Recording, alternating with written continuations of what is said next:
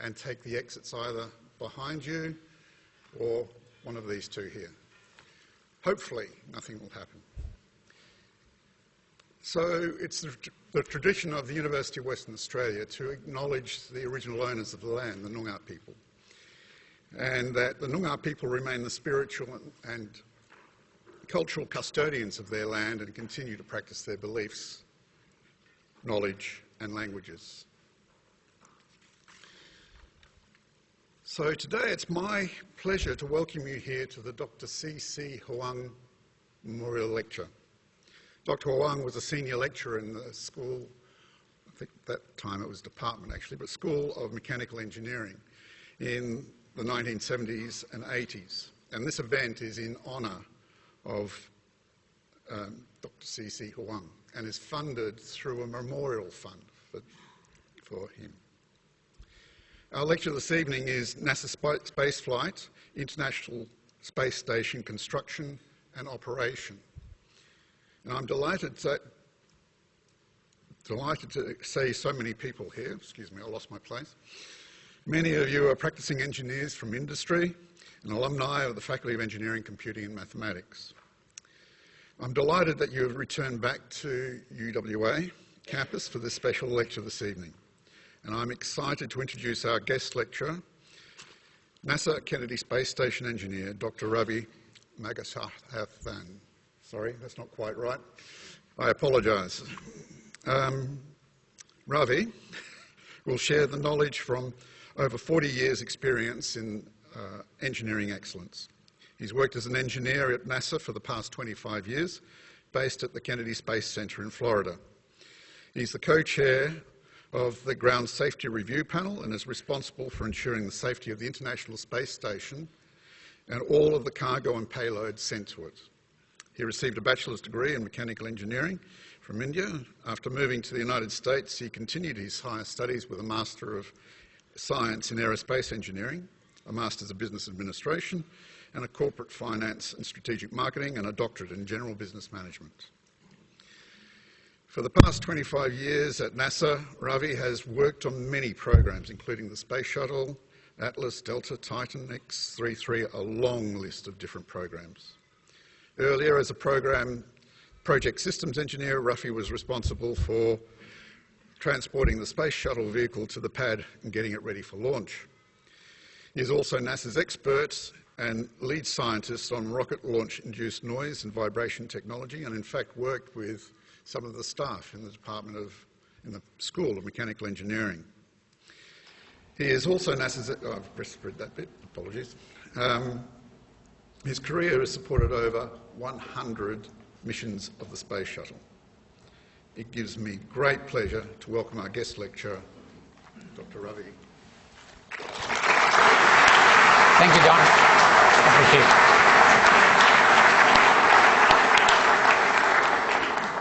I'm going to be comfortable here.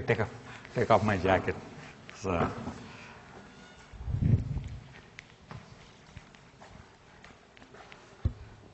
Can you guys hear me in the back? Yeah? Yep. About my other mic here, lapel mic. It's okay? Good. Thank you. Thanks again, Professor Adele. Really appreciate for inviting me to this great occasion here for the guest lecture series. Talked quite a bit about me. I'm an ordinary person in extraordinary space, really. And that space today is with all you people here today. And it gives me a great honor and privilege to be doing this lecture today on behalf of NASA as well as UWA. So I want to thank some of my sponsors, X21E, which is chaired by Arun D'Souza here, University of Western Australia, obviously, Curtin University, and then SVT, Sound and Vibration Technologies, based in Perth. So the topic of my presentation today is the International Space Station, and I, as it was introduced, I'm the co-chair for a ground safety review panel for the International Space Station. So what that means is all the payloads could be an astronaut like Andy Thomas, or it could be like water, food, any supplies going to the International Space Station. I'm responsible for that.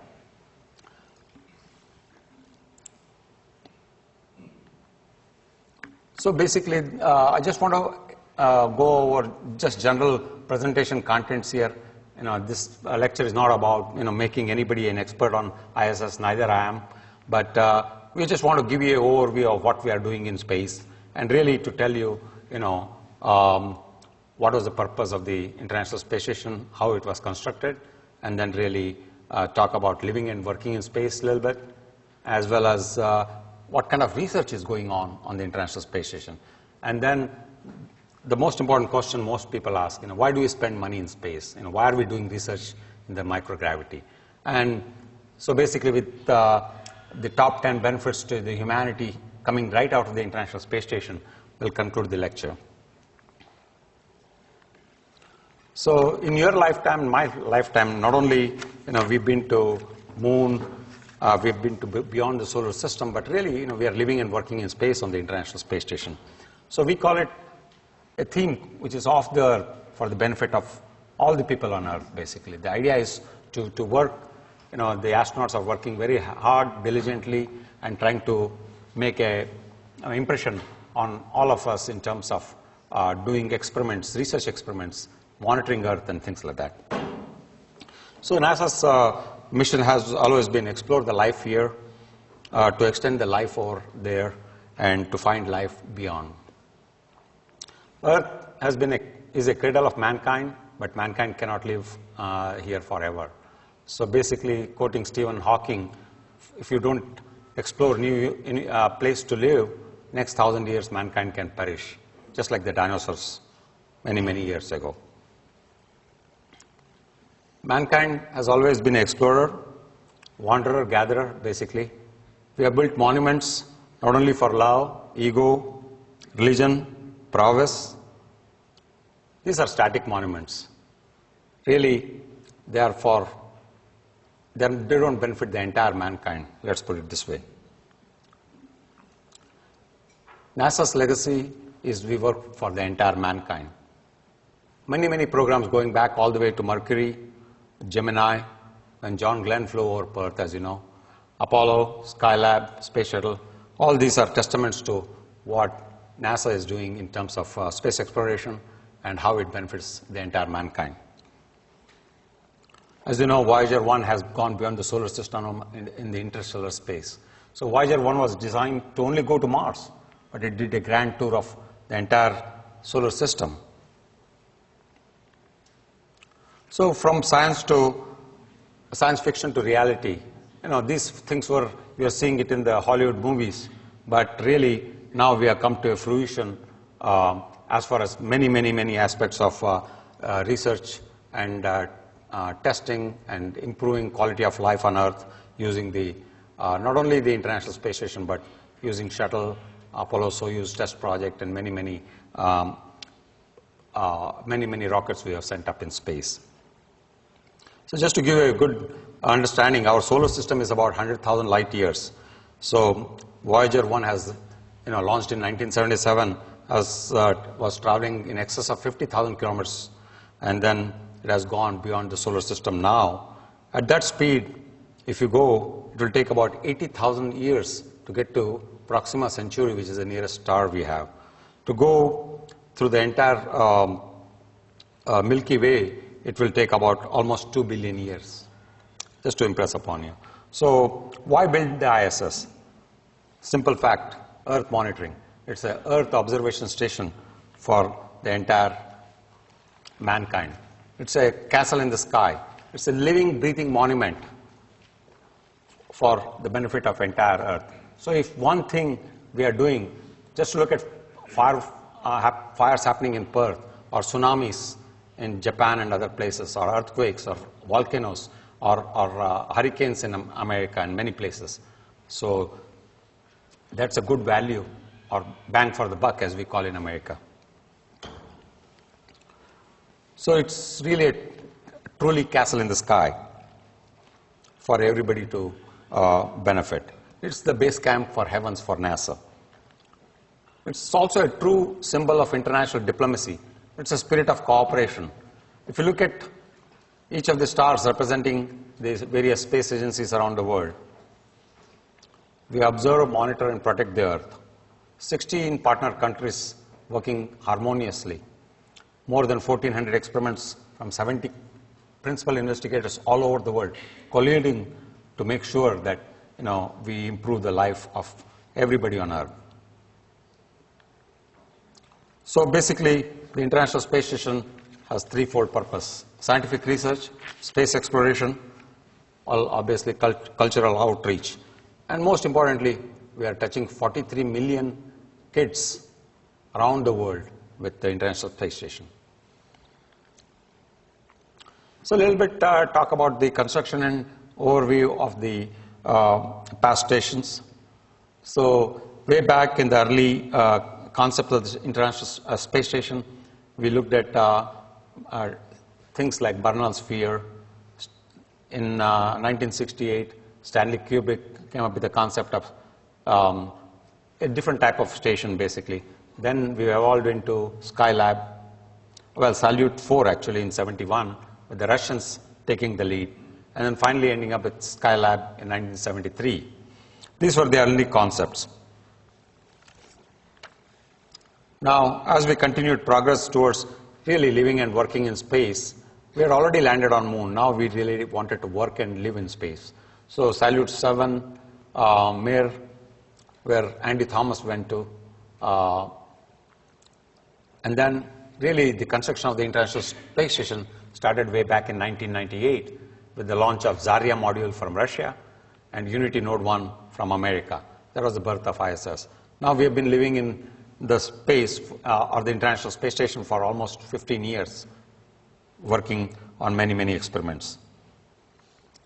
So the origin of ISS really combines the philosophies or limitations of some of the countries, basically. Russians had the Mir space station, so they didn't want to go alone on it. Then we had the space station Freedom from the United States, and obviously Kibo module from Japan, and ESA Columbus module from European Space Agency. So when each of the countries could not work together independently, now it all came together, and that was the birth of truly the ISS.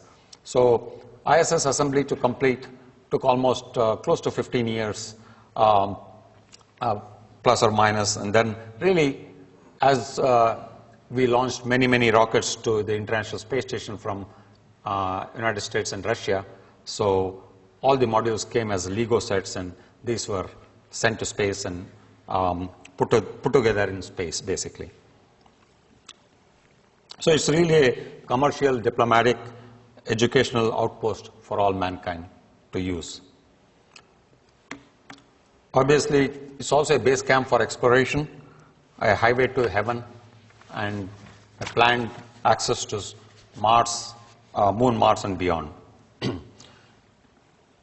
In 2009, Robert J. Collier Trophy was given to the ISS Program Office for providing with one of the greatest engineering feats of all times in the ISS.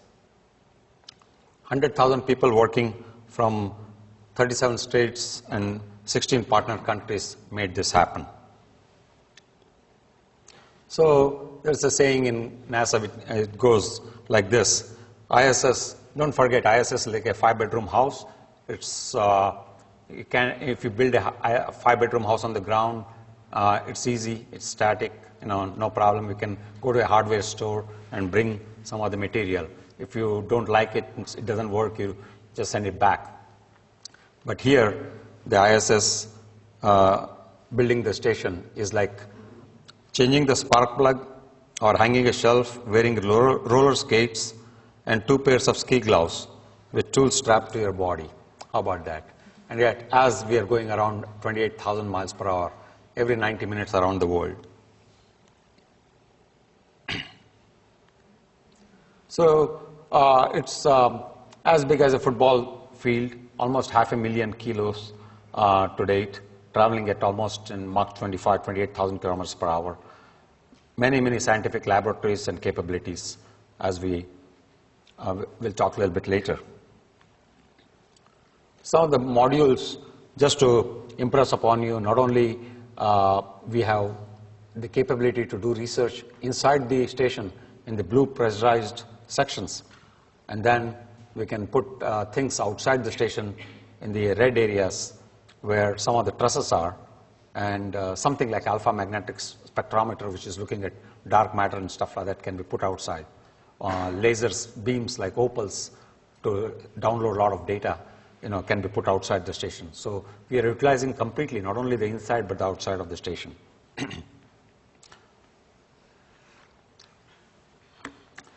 So, as I said, there is no return policy in space. All these elements, LEGO-like elements, were limited by the design of the space shuttle payload compartment, or the that aspect provided the size. It's like a school bus, basically. And each of the modules went up in space, but before it went to space, it was integrated, closely checked out, made sure all the electrical, plumbing, all kinds of connections are working properly with the hairline tolerance in NASA's Kennedy Space Center, which is my office, in the Space Station Processing Facility. And I can assure you that there was no returns.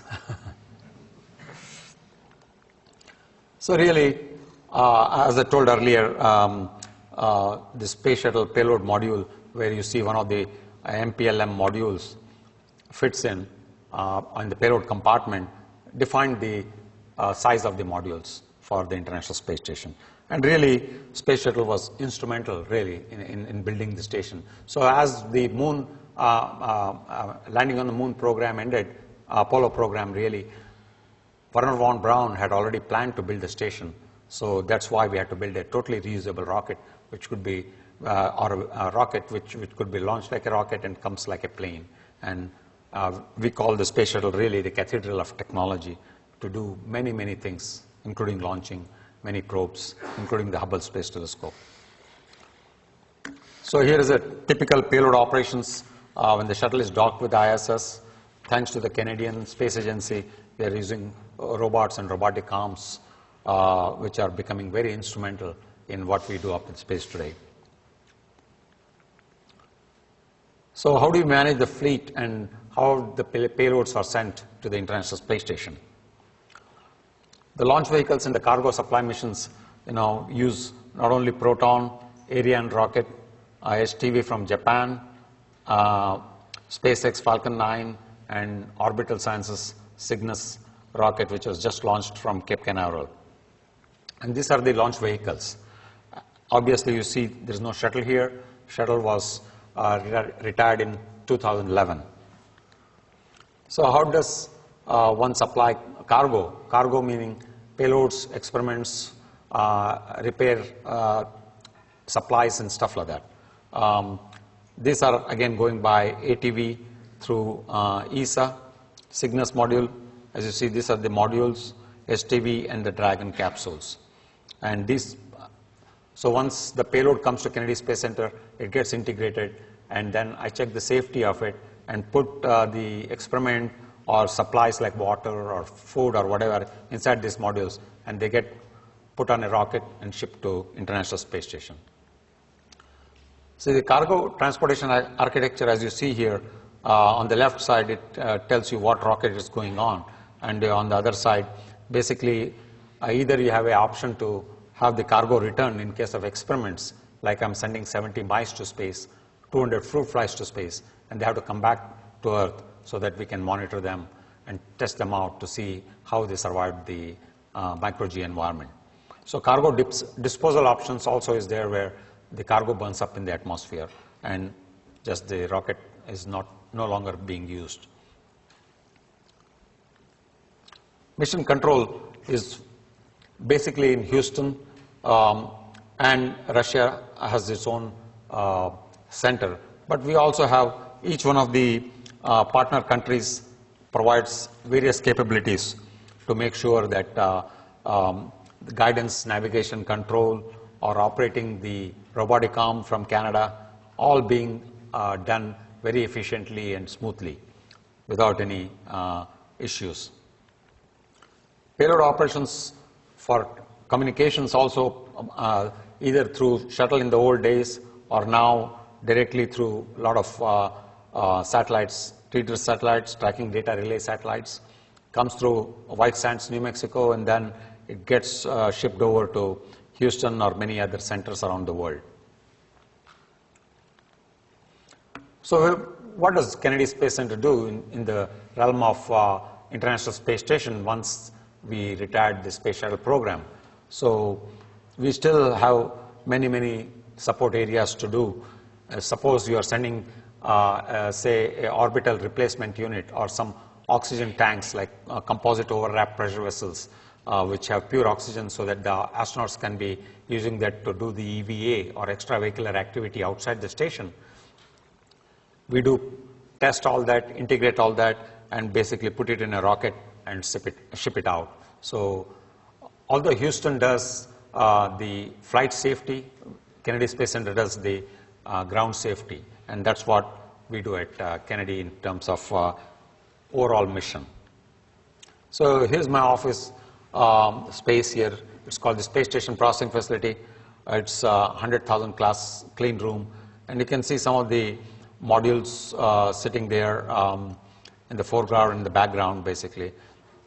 And these are done very diligently with our staff, with a lot of care to make sure we don't have that return capability.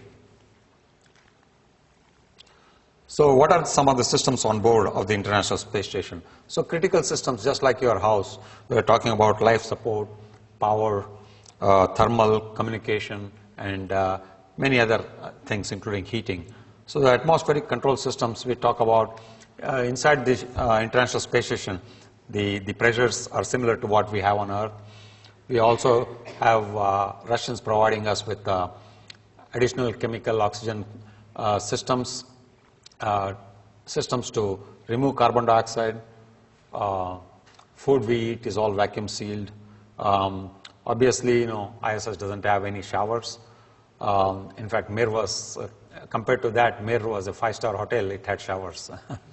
So we use wipes and stuff like that. So really, the atmospheric control system provides the environment for the astronauts to stay safely and work safely 24/7.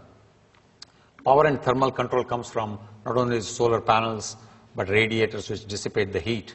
We're talking about 130 kilowatts coming from the solar arrays, which is used mainly to, more than about 3/4 of that is used for experiments and stuff like that. And we have a lot of issues with solar panels, which once in a while the astronauts have to do EVA and make sure that we don't have any power shortages. Communication comes from many aspects, but more importantly, we look at within this station. Obviously, we have radio and other things, but and outside the station. But then from there, we go into Houston and many other mission control centers with TDRS, as well as radio communication with the astronauts during EVA. Medical management is very important. You lose about 1% of bone to muscle mass. So weightlessness or micro-G environment has a very bad influence on fluid redistribution. So you have a puffy face and stuff like that, slowing of your cardiovascular system, obviously weakening of the immune system. And recently, Scott Kelly came back from International Space Station after staying for a year, and he grew about 5 centimeters. And there's a lot of issues in low Earth orbit. So now, if we need to learn, if we have to go to Mars, we have a profound challenges, in terms of understanding of how human physiology and psychological effects are addressed by some of our teams, of astronauts. So exercise is a big thing. Radiation is another big challenge for NASA. So this is a beautiful picture of Aurora with the International Space Station on the side there. So radiation received by astronauts is still pretty small, but as we go towards Mars, it will be even higher for a longer duration of time. The radiation levels are obviously higher when you compare to, like, say, you fly in the, around in a jumbo jet, up to 50,000 feet in altitude or something like that. Orbital debris, or what we call as micrometeorite damage, is very, very challenging for us because there is more than 1 million pieces floating around, in the orbit around the International Space Station. The only good thing is a lot of these micrometeorites are in a higher orbit than ISS.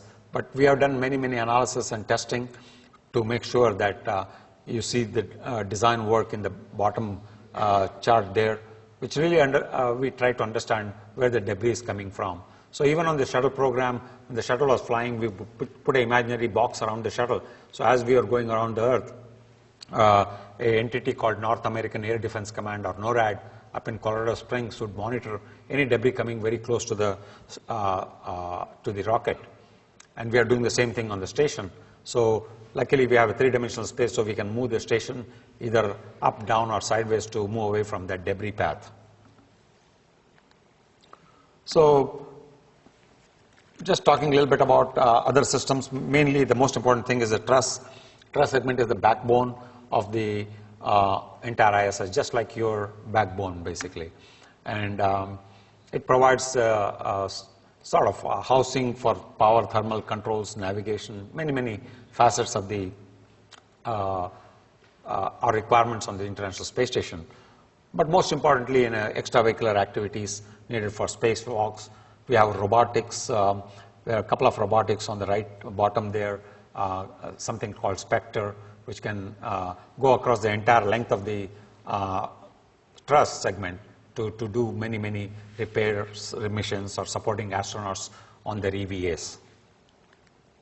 So let's talk a little bit briefly about living and working in space. So a couple of areas which is interesting to many of you: food, hygiene, sleeping, working inside the station. A lot of times we have to work outside for EVAs, having fun in space. Yes, we do have fun in space. So a lot of times the astronauts do have food fights on the International Space Station. Obviously, we do have to eat and live there, right? So no crumbs, no dry food. All the food is dehydrated. Even salt and pepper is in oil and water, basically. Food comes irradiated and freeze-dried. 1 pound of apple cost me $10,000 to send up there. 1 pound of water cost me $10,000. So guys, don't waste your water and apples. So let's see. We talked a little bit about showers and the hygiene needs and stuff like that. We need to take sponge baths. There's no floors, no ceilings, right? It's a three-dimensional space, so you have to hold on to handrails and stuff like that. Ladies, there's no dating. Your hair stands up like that, so you haven't taken a shower, so no dating. So one time an astronaut went and was hanging by the roof because we could use all the three-dimensional space. And he was right over a hatch, and he thought he would fall down. It took him 3 months to adjust his mindset that he's not going to fall down. So sleeping, obviously we can sleep anywhere, on the wall, side, everywhere. We understand that there's no snoring in space, so you sleep well. We have a lot of light bothering you as we sleep, and you see 16 sunsets and sunrises. I'm sure that will make you go crazy. You start from Perth, and every 90 minutes you are back here. So they get 6 to 8 hours of sleep with all that, so that's good. A lot of work. Houston makes sure that we have a lot of repair work, a lot of experimentation, as you see on the right. Growing lettuce. Now we are growing lettuce for the long duration haul to Mars in a program called Veggie. Obviously, understanding how many tortillas are left or how many bottles of water are left on the station, so we can ask for more resupply. So now, after many years, NASA is using on the station RFID passive chips, so that we can send a robot and measure how many tortillas are left or how many cookies are left in a jar. So we don't have to count them anymore. So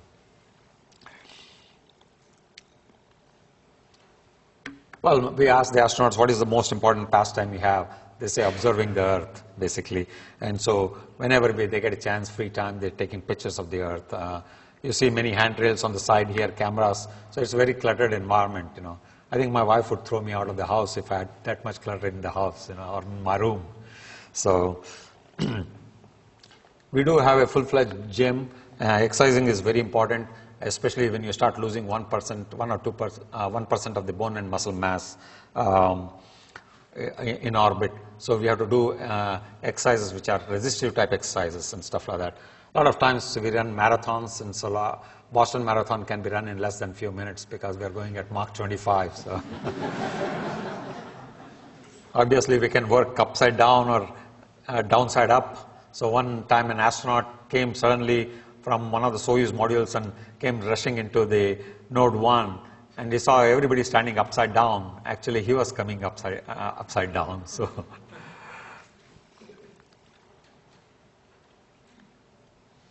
well, Velcro is your best friend, basically. So you see astronaut pants. That's a new design by dress code or dress design. So everything has to be tethered to your body to make sure nothing floats away. So if you have a wedding ring, it just ends up in the filters. So lost and found is the filters. You know, your necklace and everything goes to the filters. So,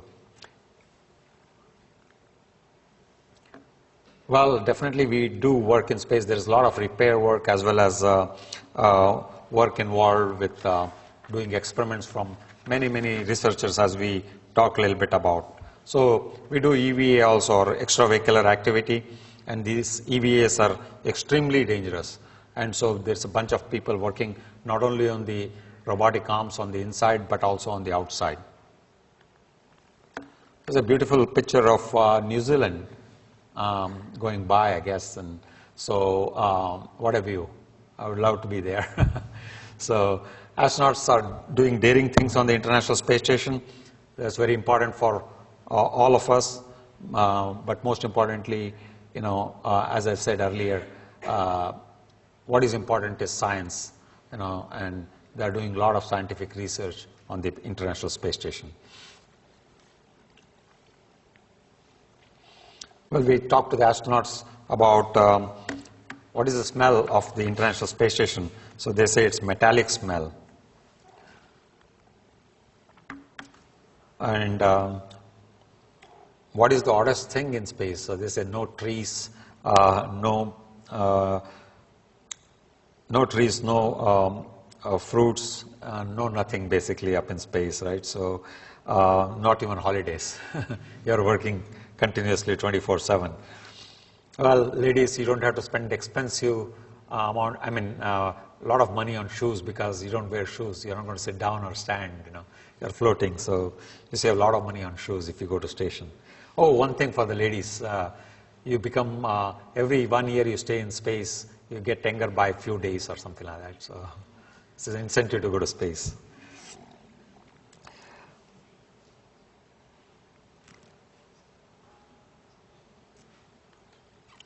So astronauts do have a lot of fun. A lot of times, you know,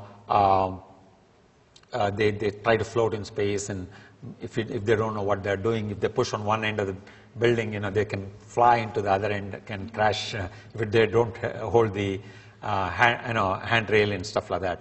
So it's very important. You can play music in space. Obviously, we have atmosphere inside the station where we do, sound does travel. Obviously, sound cannot travel in vacuum. So what else? A lot of times, if the astronauts don't like, they'll run away and hide in a private place and stuff like that. So they do a lot of activities as we speak in space. Oh, one last thing. So obviously, you know, we have 2 hands and 2 feet, and monkeys have one other extra, you know, support system, their tail. So we say monkeys have better chance of working in space because they can grab onto the handrail using their tails also. So let's take a quick look at the research we are doing on the International Space Station. So many labs. You see the Japanese GEM module in green there, US Destiny module, Columbus ESA module from European Space Agency, US Destiny is from United States, and the Zvezda module from Russia. Many, many places where a lot of experiments with this 1400 experiments we talked, now it's up to 1700. So ISS really is a true national laboratory. There's a coordination between many, many agencies, not only of the US government, but about from the international partners. And the kind of research going on is phenomenal. And it's great feeling to see, instead of going to war with many, many countries, now we are colluding together in the areas of biology, biotechnology, material science, earth and space science, physical science, things like that, long duration effects, telemedicine. Many technologies are being developed as we speak. As I said earlier, the modularity concept of the International Space Station provides research environment both inside the space station as well as external attached payloads, what we call as external logistic carriers. So all the areas we see up there can provide a payload. So recently I put a payload called Opals. So Opals is an optical laser communication system. So basically once it is outside the station on one of the structures there, as it passes over Pasadena, California, it looks at the ground station, and once it hits the ground station, the ground station talks back to it and says, hey, I got the signal. So now large amount of data is coming through, downloaded through the laser communication, optical communication. We need that to go to Mars for sure. And one of the first laser communications by the Opals was Hello Earth. So that was cute, I thought. So ISS is really a platform for many, many technological demonstrations, including biotechnology, glove box compartments, freezers, and stuff like that. I don't want to go into too much detail in here because, if you're really inclined to understand some of these, there's tremendous amount of material on Google, Wikipedia, NASA websites, and stuff like that. So these are some of the experiments or facilities we have, like human cell research, material science, window to the universe, muscle atrophy research, microgravity research, and cold temperature research, in -80-degree Melfi. Combustion, we are looking at Sapphire. A new payload just went on orbital, trying to understand how fires burn in space and how fire starts and how we can put fires down in space as well. A lot of exercise devices which can help us understand how to improve our health, basically. One of the Russian astronauts one time came back from Russia, and he landed near Kazakhstan, Baikonur, and the Russians were so afraid that something could go wrong with him, and he was already a couple of 100 days in space. So as soon as they brought the stretcher and everything with many doctors, so he just gets off the module and starts running, basically. So let's take a quick look at the top 10 benefits, because this is very important. And all the questions we get all the time is, what am I doing spending all this money? I want to mention really, when I used to work on the space shuttle program, I used to tell my wife, today I had to go to the office and take care of my $2 billion baby, Atlantis. Now I graduated, I got a $150 billion baby to take care of. So a lab aloft, unique Earth observation station, many, many research areas, as I earlier mentioned. Really combining the ISS returns and benefits in terms of Earth benefits, space exploration, as well as discovery. It combines really multitude of disciplines in terms of giving a big bang for the buck. Top 10 countdown, this comes directly from NASA headquarters in Washington, D.C., preventing bone loss, loss of bone mass and stuff like that through diet and exercise. Understanding mechanisms of osteoporosis, many, and newer drug treatments which will help. So this is where I send my mice up to space to make sure we do a controlled test on on the ground as well as in space in micro-G. Understanding water, clean water is very important. One of the basic tenets of going to Mars is follow the water, basically. And so we need to protect our Earth first before even we go to Mars. Nanomaterial technology, I'm sure many of you are working with it or even are planning to work on it. And this is a mixing of fluids and various things. In this kind of technology is going to really change what we have done to date in terms of newer phones and newer computers and stuff like that. Burning, definitely we need to understand how flames do originate in space and how burning happens in space, so we can even do firefighting on Earth. How salmonella poisoning is a big challenge for us, so a pathway to understand the bacterial pathogens and how they become virulent is being studied as we speak on the International Space Station, and many research papers have been addressed by this. This is very close and near and dear to us, 43 million students and counting. This is really the crux of inspiring the next generation of engineers and scientists to really go beyond what we have done to date. Dark matter, with understanding of dark matter and where we come from with the alpha magnetic spectrometer. This is one of the finest instruments the ISS has today. Robotic brain surgery in Canada using MRI and the robots developed by Canadian Space Agency really help to do many surgeries on people in Canada and United States. Last but not least, targeted chemotherapy. My wife went through breast cancer about 5 years ago. She didn't have the benefit of this. Now, in future, many women around the world will get this benefit once the FDA trial runs are done. So, in conclusion, I want to come up with a few remarks. International Space Station is really a home away from home.